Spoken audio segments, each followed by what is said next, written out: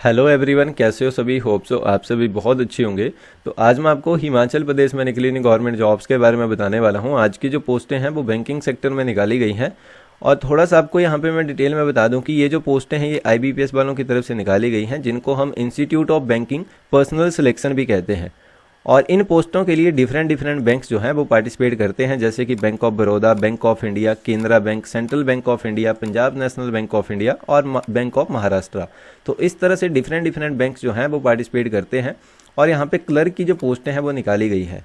और थोड़ा सा आपको और बता दूं तो इन पोस्टों के लिए ऑल इंडिया के मेल फीमेल और डिसएबिलिटीज़ के कैंडिडेट अप्लाई कर सकते हैं। और स्टेट वाइज जो पोस्टें हैं वो यहाँ पे निकाली जाती हैं।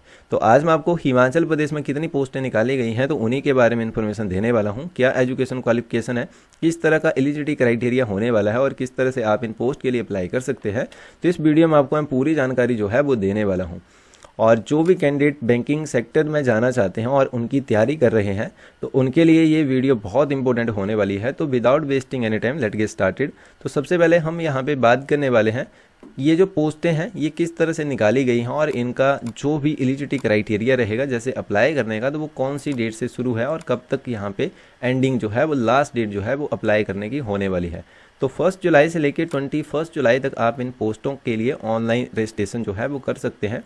और इसके अलावा और भी क्राइटेरिया यहाँ पे बताया गया है कि कब आपका एग्ज़ाम होगा और कब तक आपको अपॉइंटमेंट जो है वो दी जाएगी। इसके बारे में हम आगे पढ़ेंगे, क्योंकि सबसे पहले हमें ये पता होना चाहिए कि क्या एलिजिबिलिटी क्राइटेरिया है और उसके बाद ही हमें जो है यहाँ पे एक अच्छी जानकारी मिलेगी कि कब तक आपका प्री एग्ज़ाम हो सकता है, आपके लिए कितना टाइम है यहाँ पे तैयारी करने के लिए।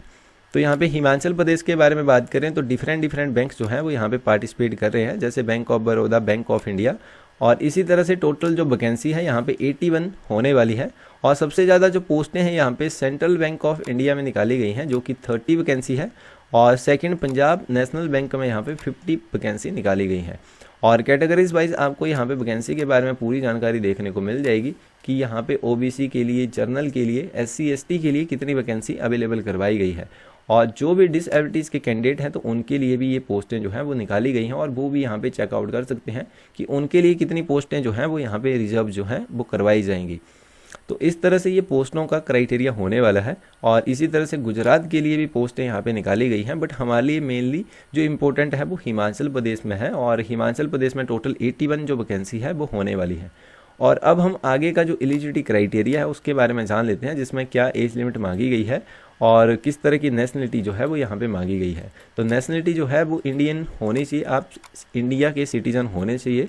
और भी क्राइटेरिया यहाँ पे बताया गया है, बट अगर आप इंडिया के सिटीज़न हैं या आप यहाँ पे नेपाल सब्जेक्ट या भूटान से हैं तो भी आप यहाँ पे अप्लाई कर सकते हैं। कुछ रूल रेगुलेशन या जो भी एक्ट हैं उनका ध्यान रखना पड़ेगा, बट हिमाचल प्रदेश से हैं आप तो आप इजीली अप्लाई कर सकते हैं। और एज लिमिट आपकी 20 ईयर से लेके मैक्सिमम 28 ईयर्स तक बताई गई है एज़ पर 1 जुलाई 2023 के भी यहाँ पे। और इसके साथ साथ और भी इंस्ट्रक्शन बताई गई है कि इससे पहले के आप जो हैं वो यहाँ पे आपकी डेट ऑफ बर्थ नहीं होनी चाहिए। और इसके साथ साथ और भी चीज़ें बताई है, बट मेनली आपकी 20 ईयर्स मिनिमम और 28 ईयर्स यहाँ पे मैक्सिमम एज लिमिट बताई गई है। और इसके साथ आपको एज में रिलैक्सेशन भी दिया जाएगा। अगर आप SC ST कैटेगरी से हैं तो 5 ईयर्स की, OBC कैटेगरी से हैं तो 3 ईयर्स की यहाँ पे एज में जो रिलैक्सेशन है वो दी जाएगी। और कुछ और भी कैटेगरीज के बारे में जो भी आपको एग्जेप्शन जो है वो यहाँ पे दी जाती है, जो भी छूट है वो बताई गई है। जो भी डिसएबिलिटीज़ के कैंडिडेट हैं तो उनके लिए कुछ और भी यहाँ पे क्राइटेरिया बताया गया है। उनके पास जो भी सर्टिफिकेट है 40% डिसएबिलिटीज़ का और कुछ एक्ट के बारे में बताया गया है। तो आप होप सो यहाँ पे रीड कर लेना, बट मेनली जो भी इंपॉर्टेंट इंस्ट्रक्शन है वो आपको इस वीडियो में पूरी जानकारी से बताने वाला हूँ। अभी आप ये मत सोचना कि वीडियो में आपको पता लग गया है तो देन आप इसको देखना शुरू कर दें, आप डायरेक्ट जो है वो अप्लाई करना शुरू कर दें। बट अब हमारे लिए सबसे ज़्यादा इंपॉर्टेंट है कि क्या एजुकेशन क्वालिफिकेशन यहाँ पे मांगी गई है। तो एजुकेशन क्वालिफिकेशन यहाँ पे डिग्री आपके पास की होनी चाहिए। किसी भी डिसिप्लिन में आप ग्रेजुएट हैं तो देन आप अप्लाई कर सकते हैं। और जो भी आपकी यूनिवर्सिटी रहेगी वो गवर्नमेंट ऑफ इंडिया से रिकगनाइज होनी चाहिए। और इसके साथ साथ इन्होंने कंप्यूटर की लिटरेसी जो है वो भी बताई गई है। ऑपरेटिंग एंड वर्किंग नॉलेज होना चाहिए आपका इन कंप्यूटर सिस्टम में, यहाँ पे मैंडेटरी जो है वो बताया गया है। और कैंडिडेट के पास जो है वो शुड हैव सर्टिफिकेट या डिप्लोमा या डिग्री इन कंप्यूटर ऑपरेशन या language, should have studied computer information technology as one of the subject in high school, college या इंस्टीट्यूट। तो जो भी आपकी लिटरेसी है या जो भी आपका यहाँ पे एफिशिएंसी जो होने वाली है, कंप्यूटर के बारे में भी यहाँ पे बताया गया है।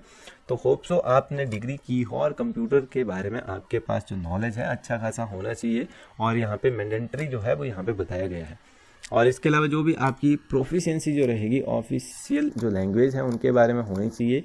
जिस भी स्टेट या डिस्ट्रिक्ट से जो भी कैंडिडेट बिलोंग करता है तो उस बिहाफ पे उसको जो भी लैंग्वेज वगैरह है उनके बारे में पता होना चाहिए, और उस बिहाफ पे ही उसको जो प्रेफरेंस है, प्रोफिशिएंसी जो है वो वहाँ पे होने वाली है।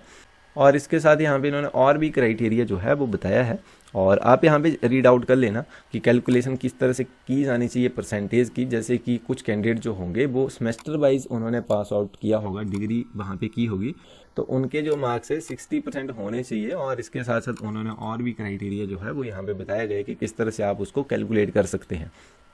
और अब हम बात करने वाले हैं एप्लीकेशन फ़ी की। तो एप्लीकेशन फ़ी जो है वो इंक्लूडेड जो जीएसटी है उस बिहार पे SC ST PWD और एक्स सर्विस मैन वालों के लिए 175 रुपीज़ है, और 850 रुपीज़ यहाँ पे होने वाली है। जो भी अदर कैटेगरी हैं जैसे कि आपकी EWS की है, या इसके अलावा जो भी आपकी जनरल कैटेगरी है, अनरिजर्व्ड की कैटेगरी है, तो उनके लिए 850 रुपीज़ यहाँ पे बताया गया है। और जो भी ऑनलाइन यहाँ पे आप फ़ी सबमिट करेंगे तो आपको यहाँ पे इन्होंने इंस्ट्रक्शन भी बताई गई है, वो मैं आपको आगे बताऊंगा कि किस तरह से आप जो है अप्लाई करेंगे। तो किस तरह का इन्होंने और भी बैंकिंग का जो क्राइटेरिया है वो बताया गया है कि एप्लीकेशन फ़ी आप कैसे कैसे जो है वो फिल कर सकते हैं। और अब हम बात करते हैं, मेनली आपको एजुकेशन क्वालिफिकेशन के बारे में पता लग गया, एज लिमिट के बारे में पता लग गया, और अब हम बात करते हैं किस तरह से आपका जो सिलेक्शन प्रोसीजर है वो होने वाला है। तो सबसे पहले आपका प्री एग्जामिनेशन होगा, उसके बाद आपका मेन एग्जामिनेशन होगा, और उसी के बिहाफ पे आपकी जो सिलेक्शन है वो यहाँ पे करवाई जाएगी। तो सबसे पहले हम प्री एग्ज़ाम के बारे में जान लेते हैं। तो प्री एग्ज़ाम जो होगा वो मैक्सिमम 100 मार्क्स का आपका होने वाला है। 60 मिनट्स आपको यहाँ पे दिए जाएंगे, जिसमें English language, numerical ability, reasoning ability के क्वेश्चन होंगे, और नंबर ऑफ क्वेश्चन के बारे में बताया गया है और कितने मार्क्स के जो क्वेश्चन हैं वो यहाँ पे होने वाले हैं। और सेकेंड जो आपका एग्ज़ाम होगा वो मेन एग्जामिनेशन है, जिसमें यहाँ पे इन्होंने बताया है कि टोटल 200 मार्क्स का ये जो है वो होने वाला है मेंस एग्ज़ाम, और नंबर ऑफ क्वेश्चन यहाँ पे 190 आने वाले हैं, और 160 मिनट्स आपको यहाँ पे दिए जाएंगे। और इसमें जर्नल फाइनेंस अवेयरनेस के क्वेश्चन आएंगे, जर्नल इंग्लिश के क्वेश्चन आएंगे, reasoning ability and computer aptitude के क्वेश्चन आएंगे, और क्वांटिटेटिव एप्टीट्यूड के भी क्वेश्चन आएंगे। और क्वेश्चन के बारे में बताया गया है कि जर्नल एंड फाइनेंशियल अवेयरनेस के 50 क्वेश्चन आएंगे, 50 ही मार्क्स के, और इसमें आपको टाइमिंग जो है वो 35 मिनट्स दिए जाएंगे। तो इस तरह से आपका जो सिलेक्शन प्रोसेस है वो होने वाला है। अगर आप प्री एग्ज़ाम को यहाँ पे क्वालिफाइड करते हैं तो देन आप आगे का जो एग्ज़ाम है उसमें बैठ सकते हैं। इन्होंने कुछ इंस्ट्रक्शन यहाँ पे बताई गई है, तभी आप मेन एग्जामिनेशन के लिए शॉर्ट लिस्ट किए जाएंगे। और इसके बाद जो भी आपका एग्ज़ाम जो होने वाला है उसका क्या मीडियम होगा, जैसे यहाँ पे अंडमान एंड निकोबार स्टेट के जो भी कैंडिडेट हैं उनके लिए इंग्लिश एंड हिंदी मीडियम में एग्जामिनेशन करवाया जाएगा। अगर मैं बात करूँ हिमाचल प्रदेश की, तो हिमाचल प्रदेश का भी इंग्लिश एंड हिंदी मीडियम में करवाया जाएगा। जैसे अगर पंजाब के बारे में बात करें तो पंजाबी लैंग्वेज भी वहाँ पे डाली जाएगी। एग्ज़ाम जो भी आपका जो भी क्वेश्चन पेपर रहेगा उसमें, तो उसके बारे में बताया गया है कि आपका जो भी एग्ज़ाम कंडक्ट करवाया जाएगा तो वो कौन कौन सी लैंग्वेज में अवेलेबल होगा। तो हिंदी और इंग्लिश दोनों लैंग्वेज में हिमाचल प्रदेश के लिए अवेलेबल बताया गया है। और अब हम आगे का जो और भी प्रोसीजर है उसके बारे में जान लेते हैं। जैसे कि मेन एग्जामिनेशन जो होगा उसमें 0.25 मार्क्स की यहाँ पे जो आपको रॉन्ग आंसर देने की पेनल्टी जो है वो यहाँ पे पड़ेगी, और कट ऑफ जो रहेगी वो किस तरह से रहेगी, क्योंकि मेन एग्जामिनेशन से ही आपकी जो सिलेक्शन है वो वहाँ पे करवाई जाएगी। तो इन्होंने सारा ही एलिजिबिलिटी क्राइटेरिया जो है वो बताया गया है। और प्रोविजनली अलॉटेड किए जाएंगे कैंडिडेट 200 मार्क्स का आपका यहाँ पे जो मेन एग्ज़ाम होगा वो करवाया जाएगा। और उसमें और भी यहाँ पे बताया गया कि 100 जो कैंडिडेट हैं वहाँ पे अपॉइंटमेंट जो प्रोविजनली अलॉटेड हैं वो किए जाएंगे, और कुछ इंस्ट्रक्शन जो है वो यहाँ पे बताई गई है। बट मेनली आपको ये याद रखना है कि आपका एग्जामिनेशन किस तरह से होगा, सिलेक्शन किस तरह से होगी, और किस तरह के क्वेश्चन आएंगे। अगर आप यहाँ पे क्वालिफाइड होंगे तो देन तभी आपके लिए इंपॉर्टेंट रहेगा। और मेन जो बातें हैं वो आपको यहाँ पे मैं पूरी बता रहा हूँ कि किस तरह का आपका सिलेक्शन प्रोसेस होगा और क्या क्या एलिजिबिलिटी क्राइटेरिया यहाँ पे होने वाला है। और अब हम बात करते हैं, जब भी आप एग्ज़ाम देने जाएंगे तो एग्ज़ाम देते टाइम आपको किन किन बातों का ध्यान रखना पड़ेगा। तो इन्होंने सारी जानकारी यहाँ पे प्रोवाइड करवाई हुई है। और मेनली हमारे लिए सबसे ज़्यादा इंपॉर्टेंट ये है कि हम किस तरह से इन पोस्ट के लिए अप्लाई कर सकते हैं। तो 1 जुलाई से लेकर 21 जुलाई के बीच आप अप्लाई कर सकते हैं। और यहाँ पे किस तरह के आपके फ़ोटो लगेंगे और उनको स्कैन करना पड़ेगा, सिग्नेचर आपके लगेंगे, लेफ्ट थंब इम्प्रेशन जो आपका है वो यहाँ पे लगने वाला है, सारी ही जानकारी यहाँ पे इन्होंने प्रोवाइड करवाई है। और जो भी कैंडिडेट यहाँ पे अप्लाई करना चाहते हैं तो उनको इंस्ट्रक्शन को जरूर पढ़ लेना है, और जो भी आप सिग्नेचर करेंगे तो वो कैपिटल लेटर्स में विल नॉट बी एक्सेप्टेड यहाँ पे किए जाएंगे। और इस तरह से और भी इंस्ट्रक्शन यहाँ पे बताई गई है। और सबसे मेनली बात ये है कि आपका जो भी एग्ज़ाम होगा उसके सेंटर कौन कौन से होने वाले हैं। तो प्री या आपका मेन एग्जामिनेशन होगा तो उसके लिए जो भी सेंटर हैं वो कहाँ कहाँ के बताए गए हैं, तो उनके बारे में भी थोड़ा सा हम यहाँ पे जान लेते हैं। बट ये जो सेंटर है ये टेंटेटिव लिस्ट यहाँ पे होने वाली है, और बाद में इसमें कुछ फेरबदल जो है वो भी हो सकती है। बट यहाँ पे आपको एक आइडिया हो जाएगा कि आपका जो एग्ज़ाम है प्री है या चाहे वो मेन एग्ज़ाम है वो कहाँ पे कंडक्ट करवाया जाएगा। अगर मैं बात करूँ यहाँ पे हिमाचल प्रदेश की, तो आपका यहाँ पे प्री एग्ज़ाम जो है वो यहाँ पे बिलासपुर, हमीरपुर, मंडी, कांगड़ा, कुल्लू, शिमला या सोलन में कंडक्ट करवाया जा सकता है। और जो मेंस एग्ज़ाम होगा वो बिलासपुर, हमीरपुर, शिमला और सोलन में जो है वो कंडक्ट करवाया जा सकता है। तो ये है जानकारी, जैसे कि आपको होप सो पूरी जानकारी प्रोवाइड करवा के मैंने दे दी है। फिर भी आपका कोई डाउट रहता है तो आप ज़रूर बताएं। और जब भी आप ऑनलाइन अप्लाई करेंगे तो जो भी इन्होंने गाइडलाइंस जो दी है वो आप एक बार ज़रूर रीड आउट कर लें।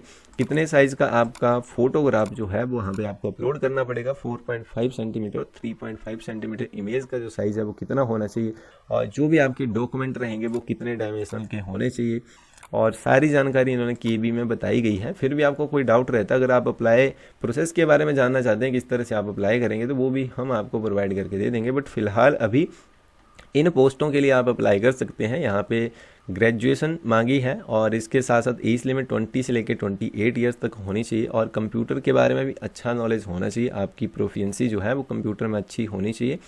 और इंग्लिश और हिंदी में आपका एग्ज़ाम जो है वो कंडक्ट करवाया जाएगा। प्री होगा आपका, मेंस एग्ज़ाम होगा। प्री एग्ज़ाम जो है वो यहाँ पे इन्होंने 100 मार्क्स का बताया है, और मेंस एग्ज़ाम आपका 200 मार्क्स का करवाया जाएगा। और 30-40% के भी यहाँ पे सिलेक्शन जो है वो करवाई जाएगी। जर्नल और EWS या जो भी SC ST के कैंडिडेट होते हैं उस भी यहाँ पे। और अब हम मेनली बात करने वाले हैं, जो कि सबसे पहले हमने देखा था, हमने बात की थी कि उसके बारे में हम एंड में जानेंगे। तो क्या क्या क्राइटेरिया होने वाला है, कितना आपको टाइम यहाँ पे मिलेगा जब भी आप इन पोस्टों के लिए अप्लाई करते हैं और तैयारी करते हैं, तो किस तरह से आपका एग्ज़ाम होगा, कब आपका एग्ज़ाम होगा, कब आपकी प्री एग्ज़ाम की ट्रेनिंग कंडक्ट करवाई जाएगी, मेन एग्ज़ाम होगा। तो 1 से लेकर 21 जुलाई के बीच आप अप्लाई करेंगे, जिसमें आप फ़ी वगैरह सबमिट करवाएंगे, और एडिट और जो भी करेक्शन का आपको ऑप्शन है वो देखने को मिल जाएगा उसी में ही 1 जुलाई से लेकर 21 जुलाई तक। और उसके बाद आप प्री एग्ज़ाम का जो भी ट्रेनिंग का कॉल लेटर है उसको डाउनलोड कर सकते हैं अगस्त में ही। और प्री एग्ज़ाम की ट्रेनिंग अगस्त में कंडक्ट करवाई जाएगी, और ऑनलाइन जो एग्ज़ामिनेशन का जो लेटर रहेगा प्री एग्ज़ाम का वो भी आपको अगस्त में ही मिल जाएगा। और ऑनलाइन प्री एग्ज़ाम जो रहेगा वो अगस्त सितंबर के बीच रहेगा, और रिजल्ट भी सितंबर अक्टूबर के बीच आ जाएगा। और उसका मेन एग्ज़ाम के लिए अगर आप वहाँ पे सिलेक्ट हो जाते हैं तो सितंबर अक्टूबर तक ही आपका जो कॉल लेटर है वो आपको देखने को मिल जाएगा। और उसका प्री एग्ज़ाम जो रहेगा आपका वो उसका क्राइटेरिया कंप्लीट तो हो जाएगा। उसके बाद आप मेन एग्ज़ाम के लिए अक्टूबर में बैठेंगे, और प्रोविज़नल जो अलॉटेड किए जाएंगे कैंडिडेट वो यहाँ पे अप्रैल 2024 में होने वाले हैं। तो यहाँ पे मेन क्राइटेरिया ये है कि अगस्त में आपका यहाँ पे प्री एग्ज़ाम की ट्रेनिंग होगी, सितंबर अक्टूबर तक आपका प्री एग्ज़ाम का जो रिजल्ट है वो आपका आ जाएगा, और मेन एग्ज़ाम जो है वो आपका अक्टूबर तक कंडक्ट होगा, और आपको जो भी प्रोविज़नल अलॉट किया जाएगा तो वो अप्रैल 2024 में होगा। तो अभी आपके पास टाइम है, बट आप यहाँ पे जो प्री एग्ज़ाम जो आपका होगा वो अगस्त सितंबर में होगा, और मेन एग्ज़ाम के लिए आप तैयारी शुरू कर दें जो कि अक्टूबर में होने वाला है। अभी आपके पास ज़्यादा टाइम नहीं है, तो तैयारियां शुरू कर देना जल्द से जल्द अगर आप अप्लाई यहाँ पे करते हैं। और फर्दर आपकी कोई भी क्वेरी रहती है तो आप मुझे वीडियो के कमेंट बॉक्स में जाके भी कमेंट कर सकते हैं। जो भी कुछ सिलेबस वगैरह आपको मैंने तो बता दिया, बट कोई भी बुक्स होंगी या किस तरह का क्वेश्चन पेपर आता है या जो भी क्राइटेरिया रहता है, अगर आपके उसके रिलेटेड कोई भी क्वेरीज रहती है तो आप कमेंट जरूर करें। और बाकी इस PDF का लिंक आपको मैं वीडियो के डिस्क्रिप्शन में डाल दूंगा, वहाँ से आप पूरी जानकारी ले लेना। और इसके साथ दोस्तों आपको मैं एक और इम्पोर्टेंट बात बताने वाला हूँ। अगर आप फर्स्ट टाइम इस चैनल में आए हैं, फर्स्ट टाइम आप इस वीडियो को देख रहे हैं, तो आपको बता दूं कि इस चैनल में आप लेटेस्ट हिमाचल प्रदेश में निकलने वाली गवर्नमेंट और प्राइवेट जॉब्स के साथ साथ जो भी रिजल्ट और एग्जाम की अपडेट आती है उनके बारे में एक सिक्योर इन्फॉर्मेशन दी जाती है। अगर आप फर्स्ट टाइम विजिट कर रहे हैं तो इस चैनल को जरूर सब्सक्राइब करें। मिलते हैं दोस्तों नेक्स्ट वीडियो में, तब तक के लिए बाय बाय, थैंक यू।